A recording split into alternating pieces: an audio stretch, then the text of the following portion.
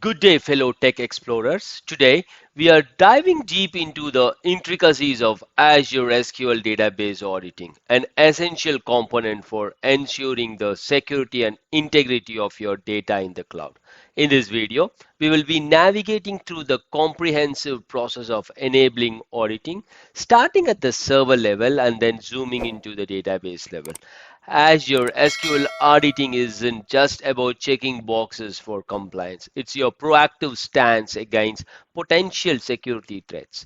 By the end of this tutorial, you will not only be well versed in the art of setting up server level and database level auditing, but also understand the invaluable insights it provides into user activities, queries, and potential vulnerabilities. We will unravel the mysteries behind audit logs, explore the flexibility of Azure's auditing features, and empower you with the knowledge of tailor auditing to your specific needs. So, whether you are a database administrator, a security enthusiast, or just someone keen on mastering the tools Azure has to offer, you are in the right place.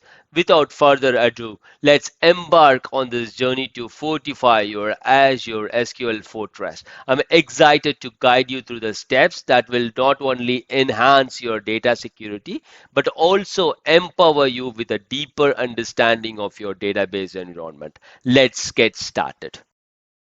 We will enable auditing on Azure SQL database. So in my case, I'm going to enable auditing for this particular Azure SQL database, which is jbswikisqlserver.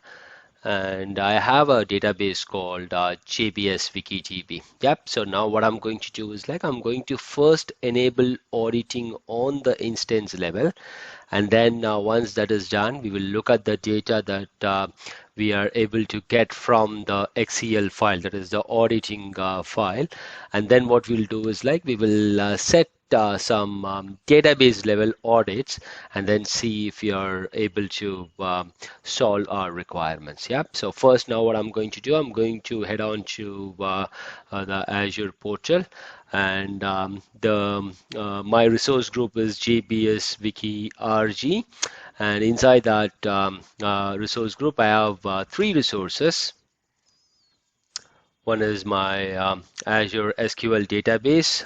The database will be residing on this particular SQL server, and then a storage account. Okay, so let's head on to our Azure SQL server here. And then in this, you can either scroll down, and under security, you can select auditing, or you can directly type it here. And then you can click on this auditing here. Once this comes up, what we basically have to do is we need to toggle this one here, enable Azure SQL auditing. So let's do that. In my case, I'm going to use a storage account. I'm not going to use log analytics or event hub.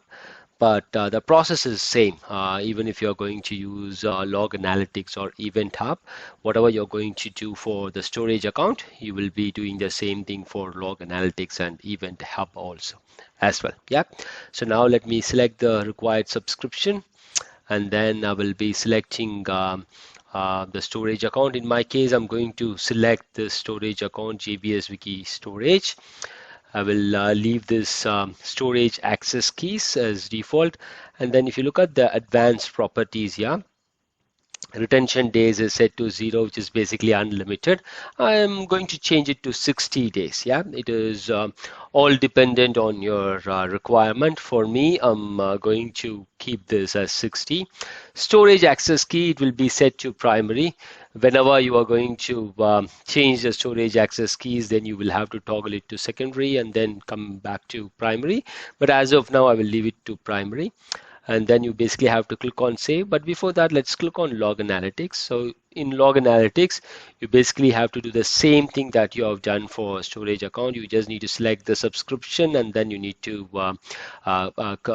select the required log analytics resource. So right now I don't have one, but if you are using this option, then you basically have to provision that before, and that's same for Event Hub as well. Okay, and you have other options as well here.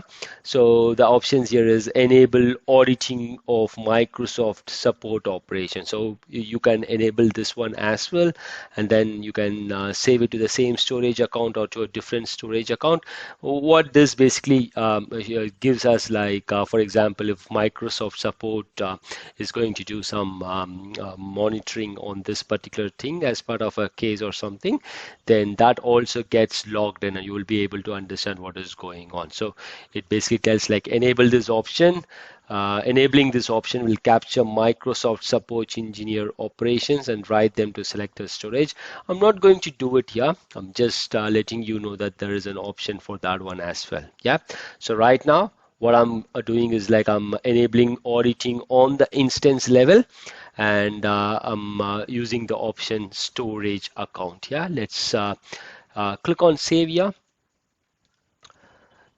So as far as my storage account is concerned, I don't have any containers created. It's a vanilla storage account. I've not done any changes to it. I just created it, and I left it for the auditing. Yeah. Now what I'll do now is like I will go back to my RG, and then I will go to the storage account, and then go to the containers. And then if you look at the container here, what you're able to see is like there is a container provision for you that is called SQL DB audit log. So this is the container that is created. I have not created this container. As soon as I enable the auditing on the SQL instance level, what I'm seeing is like I'm getting this container created. Yeah. So now what we'll do is like we will open the PowerShell, and then let's look at some details like what is that we are seeing as far as some of the PowerShell commands with regards to get-AzSqlServerAudit and things like that. I will basically show you like what we are seeing there, and then we will take it from there. Okay, so the PowerShell is ready. I'm going to maximize this. Then what I'm going to do is like I'm going to run this command, which is basically get-AzSqlServerAudit ResourceGroupName. In my case is jbswikirg, and server name is like jbswikisqlserver. So it's basically going to give you what are the audit details as far as this particular SQL instance is concerned. So let's look at it. So now if you see here, it basically tells like the audit action group is successful database authentication group, failed database authentication group, and batch completed group. So this one, what I suggest is like I suggest you guys to look at this public documentation, which basically talks about set up auditing for Azure SQL database and Azure Synapse Analytics. That basically talks about this. The default auditing policy includes the following set of action groups, which audits all the queries and stored procedures executed against the database as well as successful and failed login. So the name is self-explanatory. Batch completed is basically like all the queries and stored procedure that is executed. Successful database authentication group, any successful logins, and failed database authentication group is basically failed logins. Yeah. So this is what we are seeing here. So what other things that we are seeing? If you see here, we are seeing that this is our resource group name. This is our retention in days, which we have set to 60. and also like blob storage target state is enabled, and this is where we have placed our blob. This is our blob storage, yeah. So this is the blob storage, if you remember. And then if you look at Event Hub target state is disabled and Log Analytics target state is disabled. Yeah. Before enabling the auditing as far as the instance is concerned, if you have run this command, get-AzSqlServerAudit, you would see all these things. The only difference would be like the blob storage target state would be in disabled state. So that would be the difference, and you will not see this particular information here related to storage account resource ID. Okay, so now what we'll do is like now that we have seen that things related to the SQL Server audit on the instance level, let's try running it on the database level.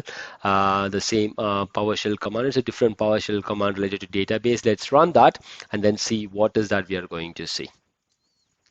Okay, so the command is get-AzSqlDatabaseAudit, and the resource group name, server name, and then the database name. Let's press the enter here, and then let's check what we are going to see. Okay, so if you see here, AuditAction group is all null here, and then we have this resource group name, server name, and now if you see the blob storage target state, event hub target state, and log analytics target state is all disabled. Okay, so two things here. Each and every database has got its own auditing feature, and then on an instance level you have an auditing feature. So now let's go back to the portal. Let me minimize this, and then if you see here, if we go to the RG and then you go to your database, let's go to the database this time. Yep, and then this time I will go directly to auditing here instead of using the search. Then if you see here, you basically have this option which basically tells like Azure SQL auditing is disabled here. So on the database level it is disabled, but you see this option here, server level auditing is enabled. So this is the difference. Yeah, the server, the SQL server basically has an auditing, and each and every database has an auditing. Now when you enable this server level auditing, what happens is like all the database that is present on this particular SQL server will all be audited. I showed you the action group before, if you want to look at the public documentation again. So these are the three things. So all these three things gets captured for all the databases if you have enabled the auditing feature on the server level. Okay, now let's consider you have like 3 or 4, let's consider you have 5 databases on this particular SQL server, Azure SQL server instance, and let's consider you're going to audit only one database. The rest 4 database, there is no requirement for you to audit it. In that case, what you can do is like instead of enabling the auditing feature on the instance level, you can enable auditing just for that particular database.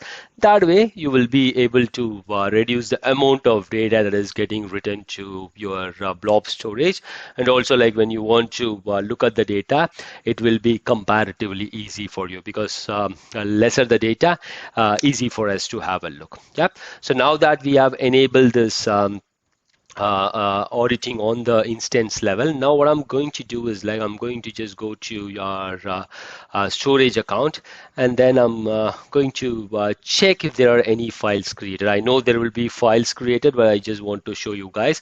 So if you look at it here, we have this JBSWiki and then when you click on this, we can see this XCL file. So now what I'm going to do, I'm first going to open the SSMS and then show you how do we open this XCL file from the SSMS.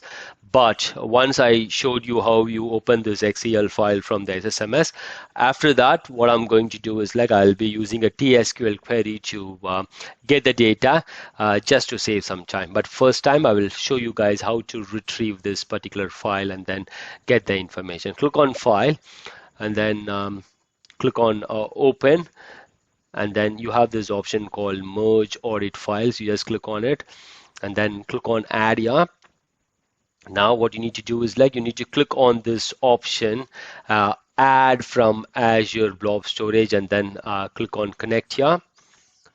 Okay, so I'm signed into my subscription. I'm going to select the required storage account, which is JBSWiki and then I'm going to select appropriate container. In this case, it is SQLDB audit logs. Let's click on OK.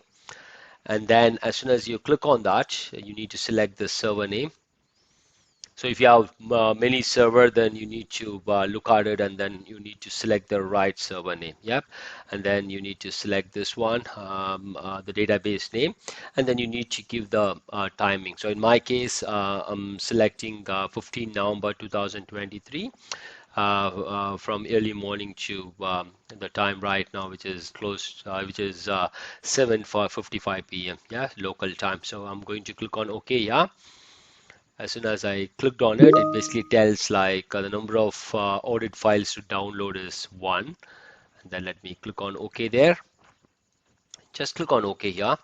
And then if you see here, we are able to open the audit file and we have not done anything on the database yet. Yep. So what we are basically seeing is like we are seeing that the audit is started at this time, around this time. It's in UTC, not in the local time. So that is something that you should keep in mind. Yep. Going forward, I'm not going to use this GUI method. Instead, what I'll do is like I'll be using the TSQL queries to get the information. Yep. So yeah, let's move on. Let's look at the same data that which basically tells like audit session is changed from the TSQL as well.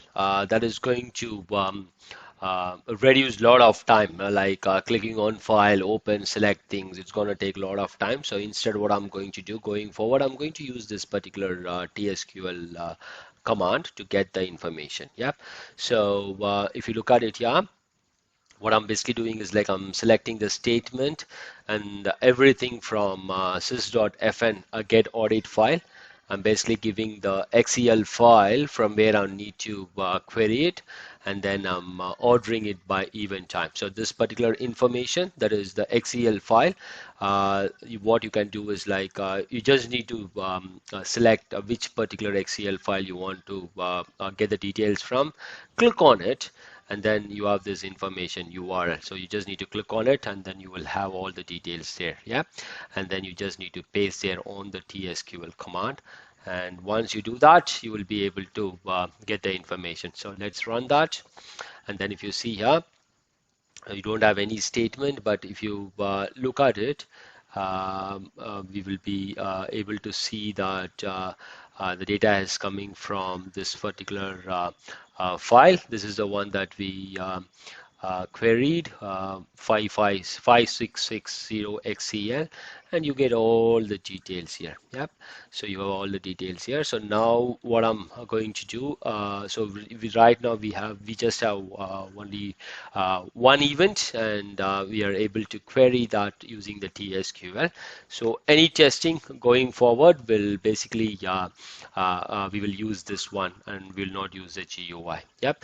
Now what I'm going to do, I'm going to create some tables inside the JBSWikidb, and then we will see if we are going to get any information from the audit. Okay, so let's create two tables, table 1 and table 2, and then let's insert close to 3 rows on table 1 and table 2. Okay, and now what we'll do is like let's go back to this particular session and then try checking if we have any additional information. So if you see here, what you're able to see is like since we enable the auditing on the instance level, I'm getting each and every information. For example, if you see here, whatever For example, when I tried clicking on the database or when I clicked on the new query window, whatever internal queries we're running, that is as part of the SSMS, those things are getting captured.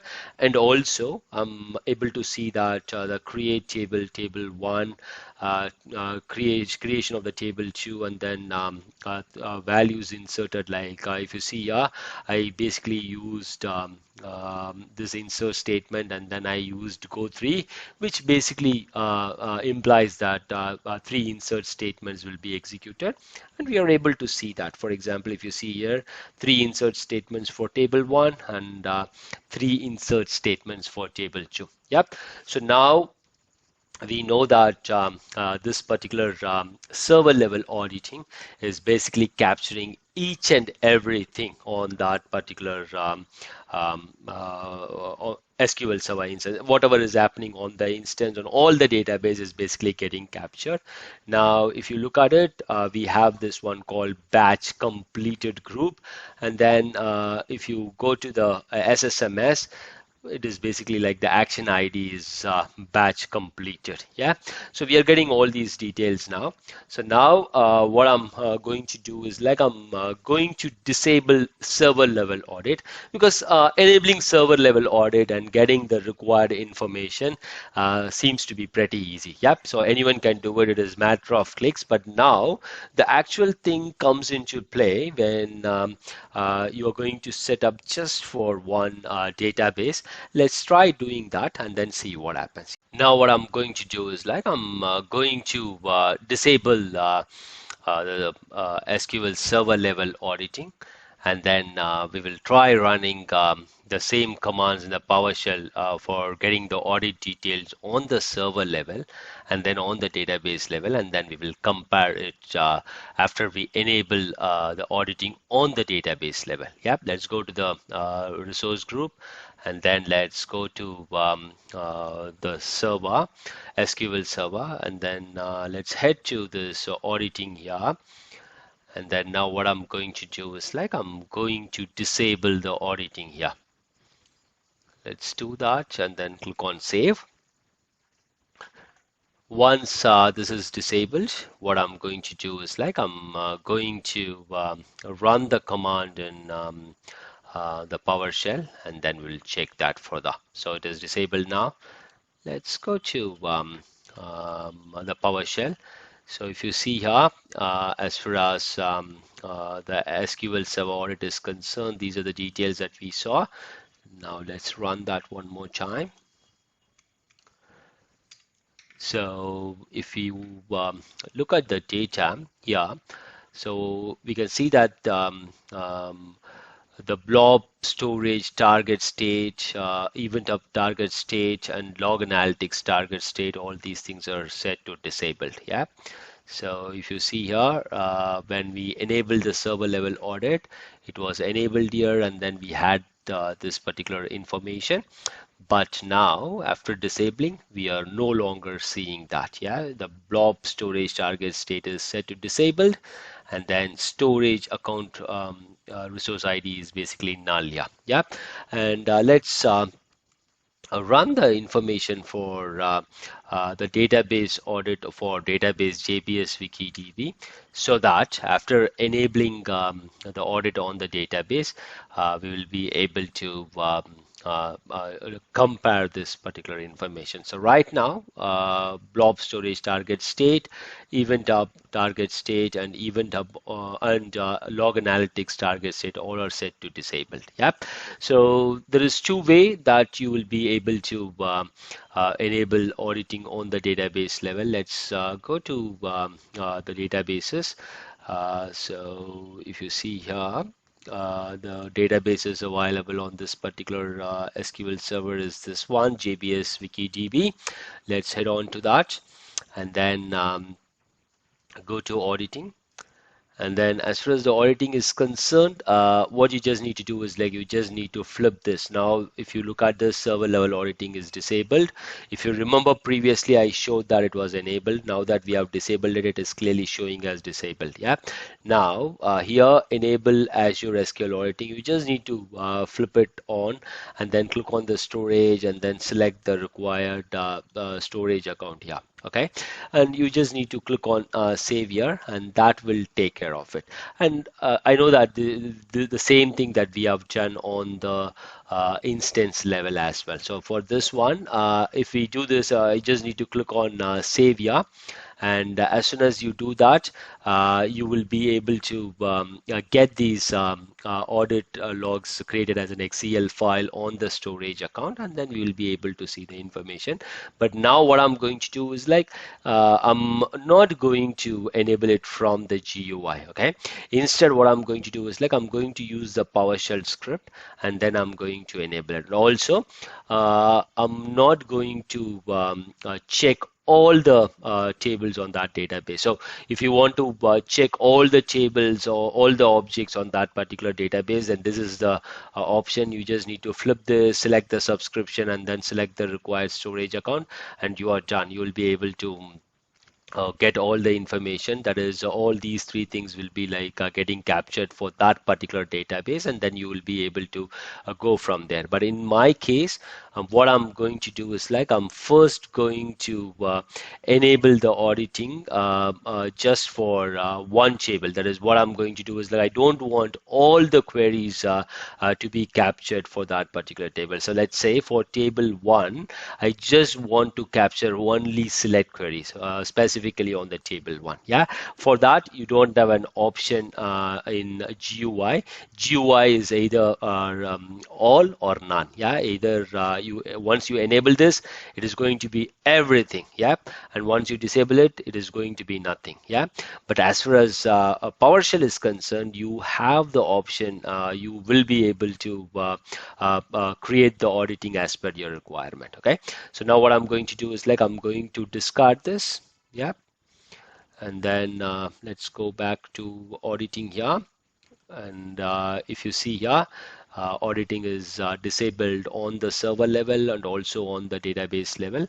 Now what I'm going to do is like I'm going to go to the storage account, and then I will clear off all the files there. Yeah, you can have those files, but since it's a demo here, what I'm going to do is like I'm going to remove all the files inside that. Yeah, so let's go there. Okay, here, just delete it. So you don't have any files inside jbswikidb. Yeah, now what I'm going to do is like I'm going to create the database audit just to capture select queries on table 1. Yeah, so now let's do that. This is the command that I'm going to use. So what I'm doing is like I'm using Set-AzSqlDatabaseAudit. I'm giving the resource name, resource group name, which is jbswikirg, server name, database name, and then I'm telling that the blob storage target state should be enabled, and then I'm providing that storage account resource ID. Yep, so I'm giving this information.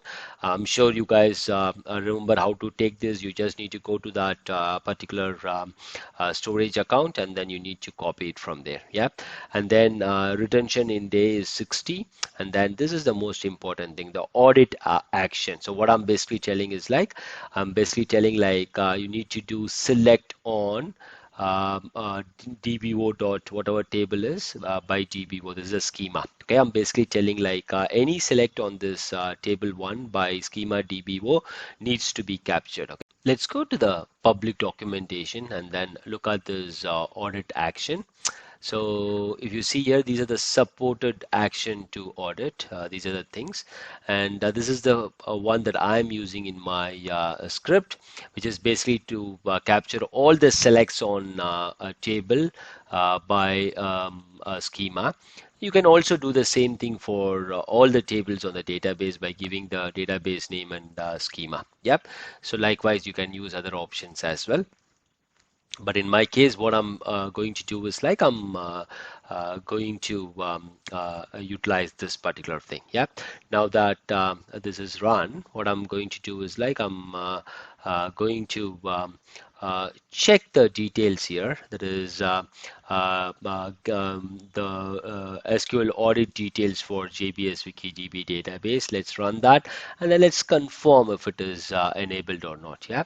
So now if you see here, it is enabled, and we are basically telling that the audit action is any select on table 1 by this particular schema, and then the audit action group that I'm using is like failed database authentication group. Yeah, so what happens is like if you use batch completed, there is possibility you might get other data also, so that is the reason I'm using audit action group as this one. Yeah, and then I'm using the retention in days as 60 because that's what I've given it here. And then blob storage target state is enabled, so this one. And then the storage account, that is the storage account resource ID is this one. Yeah, so this is enabled now. So now what I'm going to do, I'm going to go back to the storage account. So we know that we have cleared this, so let's refresh it. And then if you see here, right now I don't see anything here. So let's try executing a query and then see if the files are getting created.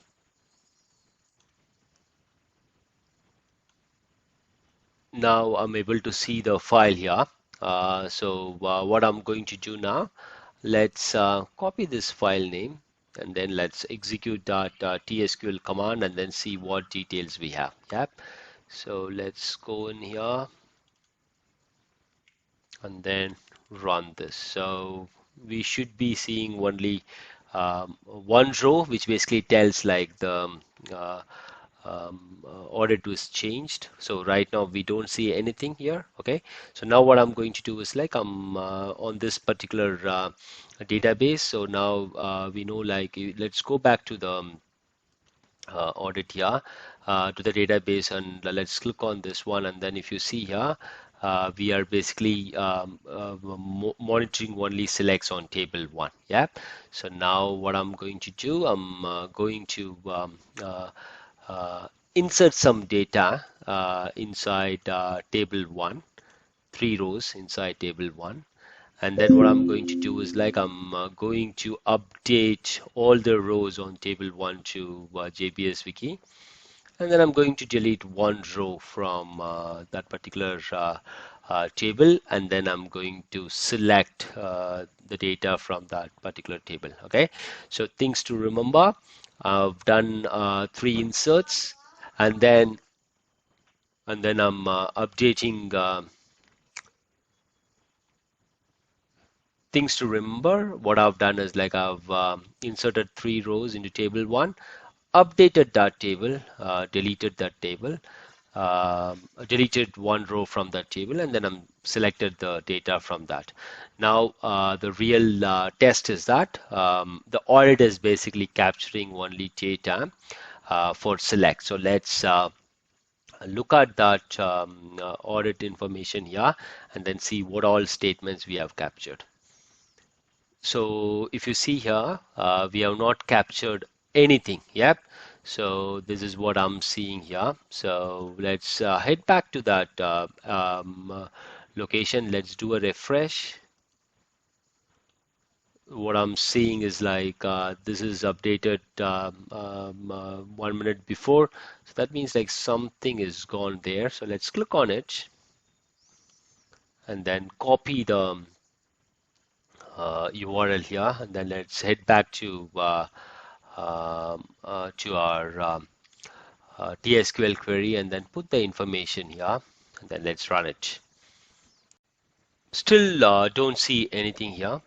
So now what I'm going to do is like I'm going to change the database context from master to the user database, and then I'm going to execute the same command. This time I'm able to see that I have captured some data, and if you can see here, even though I ran insert, update, delete, and select on the object table 1, we have captured only the select because we have very clearly told in our audit that database level audit that we need to capture only selects as far as table 1 is concerned. Now what I'm going to do, I'm going to issue a select on table 2 and then see if it is getting captured. Yeah, so we have this for table 2 now. So now what I'm going to do, I'm going to insert close to 3 rows into table 2. Yeah, and then I'm going to update it with the value of JBSWiki in column 2 and then delete 1 row. And then I'm going to select the data from table 2. Okay, and then again I'm going to select the data from table 1. Okay, so I've done that. Now let's execute this query one more time. And then if you see here, we have again captured the select on table 1, but we did not capture anything related to table 2 because database audit is very clear. It is instructing only to capture select on table 1, and that is that is by DBO schema. Yeah. So now what I'm going to do is like I'm going to show you another way to check this audit details. The first method that we used is like we utilized SSMS, and then from open we looked at the merge audit files. And second one is there's a current method here that we are seeing, which is basically to use sys.fn underscore get underscore audit underscore file. The third method is to go to the Azure SQL database, head to your auditing, and then you have this option called view audit logs. Yeah, let's click on that. And if you can see here, we are able to see 2 selects that has happened. So now head back to your SSMS, and then if you execute it, you are able to see there are 2 selects. Yeah, and that is what you are seeing as far as the audit records from the Azure portal is concerned. Yeah, so now if you see the audit source, it is set to database audit. Now let's click on server audit, and you will not be seeing anything. Yeah, because the server audit is disabled, but on the database audit you will get the information. Yeah, okay, so this is done. Now what I'm going to do is like I just want to what I'll do is like I want to enable this database audit, and then I just want to capture insert and select. So right now I'm just capturing only select on the object table 1. Now what I want to do is like I just want to capture both select as well as insert on table 1. Yeah, so let's do that. Okay, let's modify the existing query. So let's check that.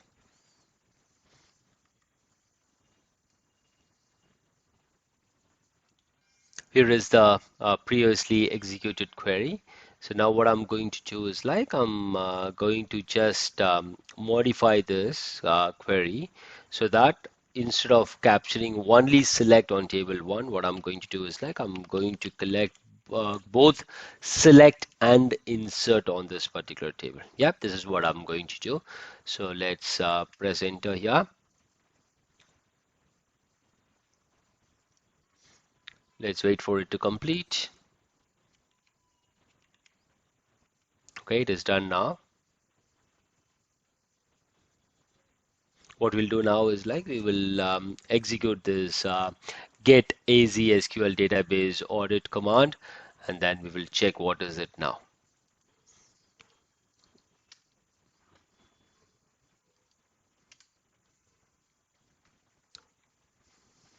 Now if you see here, what I'm basically seeing is like the audit action previously it was select on a DBO table 1 by DBO. Now it has changed to select comma insert. Yep.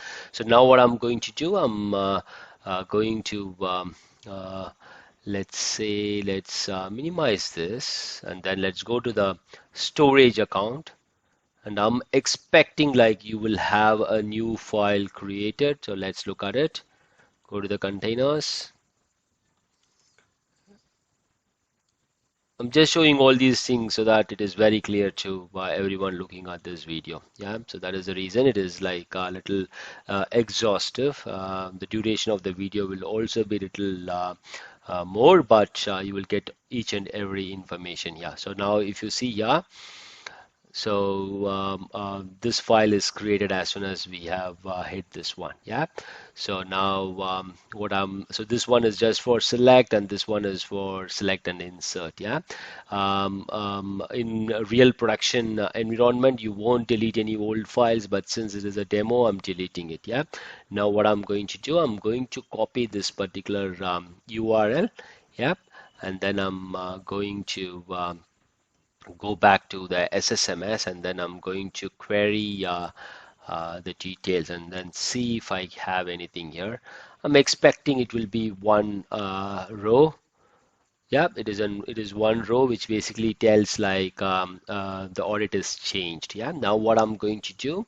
So if you look at the uh, portal here again, we have requested the audit to capture select and insert on table 1. Yeah, so this is what we have requested. So now what I'm going to do, I'm going to do some sample insert. Yeah, so let's do it one more time. Let's insert 3 rows into table 1. Let's do the update. Let's delete one row. I'm using top one, and then I'm going to select. And then now let's look at the audit and see if the insert and select is captured. Yeah. So let's run it. And here you go. You have 3 inserts that is captured on table 1, and then 1 select that is captured. Yep. So this way I'm able to see that we were able to capture both insert and select. Okay. So now the next question that would come to your mind is like right now we are capturing the insert and select for table 1. But what if I need to capture insert and select for 2 tables, say table 1 and table 2. So let's do that. Yeah. So now what I'm going to do, I'm going to create one more table called table 3, just to keep one table extra, which is outside of the audit, just in case if it is required. Okay. So now what I'm going to do, I'm going to head back to the portal, and then now let me maximize this, and then now what I'm going to do is like now we have enabled, first we enabled server level audit, disabled it, and then we enable database level audit to capture only selects for table 1, and then we tried doing it select and insert for table 1, and now what we are going to do, we are going to enable select and insert for both table 1 and table 2. So that's what I'm going to do. So let me copy this. Yep, let me copy this, and then now what I'll do is like I will put a comma here. Yep, and then paste this, and then what I'll do is like I will change it to 2. Yep. The only problem is like the reason why I'm showing you this is like I took a lot of time to get this information. Yeah, I tried several things, and it were all really erroring out, and then it really took some time for me to understand like this is how you basically have to add in the audit action for capturing more than one table. So that is the reason I just don't want you guys to spend that time. So that's the reason I'm showing this one as well. So let's press enter here. Oops.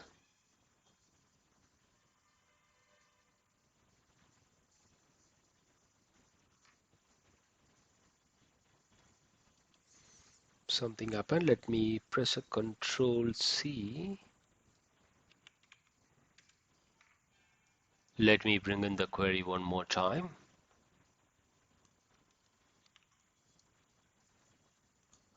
Here it is. So the audit action is select insert on table 1 and then select insert on table 2. So this is the query. Now let me execute this.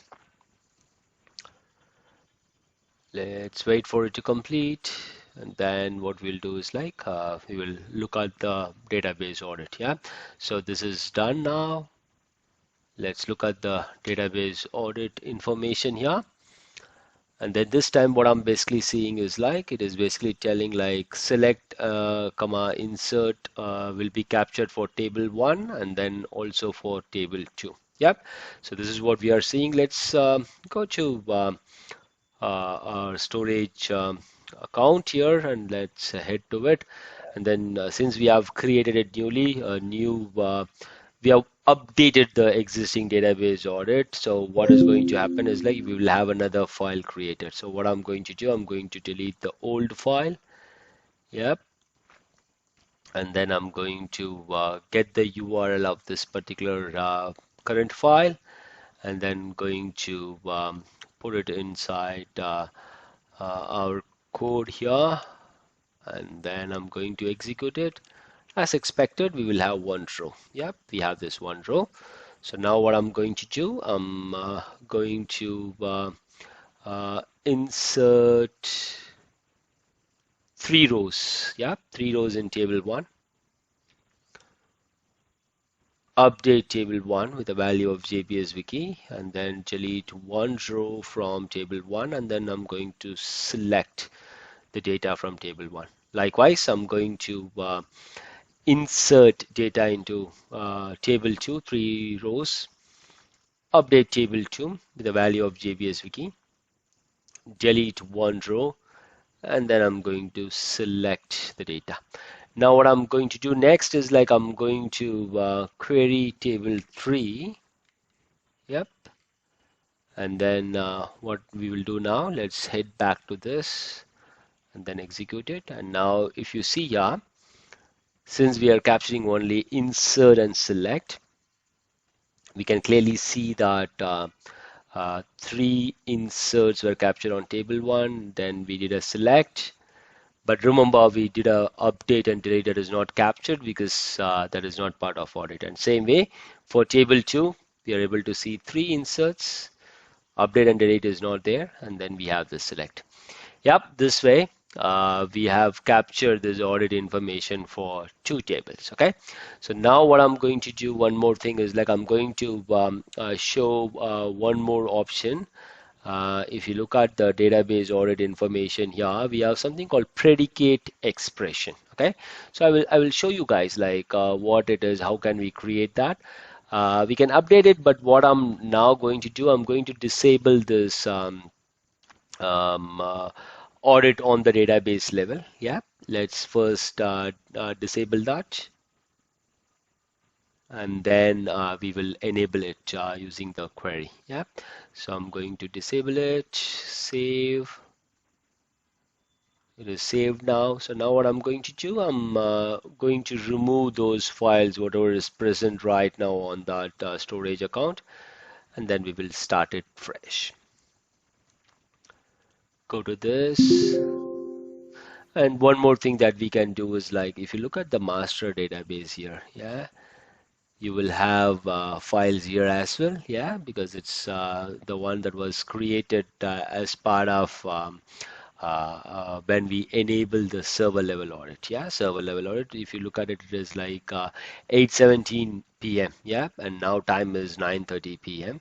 So this was created as part of the server audit, which basically looks after all the database. Yeah. Now what I'm going to do, I'm going to delete this particular thing. Yeah. I'm going to delete. Um,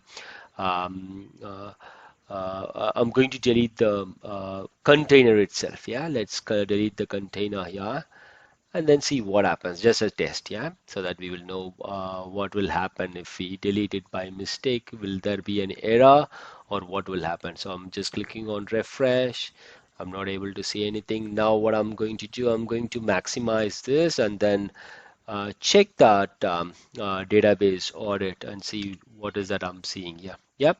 So it should all be disabled now. Let's look at it. Yep. So if you see here, blob storage target status, event hub target state, and log analytics target state, everything is disabled. Yep. So now what I'm going to do is like I'm going to show you this predicate level audit that will we will use it here. Yeah. So if you see here, what I'm basically doing is like I'm using the Set-AzSqlDatabaseAudit resource group name is jbswikirg. I give all the required information. I enable this blob storage target state, give the storage account resource ID. Yep, everything is given. But now what I'm going to basically do is like I'm giving this predicate expression wherein I'm telling like you capture all the statements that has got delete in it. Yeah, it's not a percentage delete percentage. It is basically like delete. That means like whenever a statement starts with a delete, you capture that, or any statement that starts with select, you capture it. This is what I'm basically telling. So let's run that. Let's see if it completes. It is done now. Let's look at the audit again. Okay, if I look at the audit details, yeah, I'm basically seeing that audit action is null here, yeah, but the predicate expression basically tells that statement like delete percent and then or statement like select percent. Okay, so this is what I'm basically telling, and blob storage target state is enabled and we have this information here. So now let's head back to your uh, storage account. Yep, let's head back to our storage account and then see what happened here. Did it create something? Okay, so now if you see here, even though we deleted the container, it is recreated as soon as I created the database audit. Yep. So now I have this XCL file. So let me copy that. And then as expected, we will be seeing one row which basically tells like there is a change in the audit event. Yeah. So let's run that.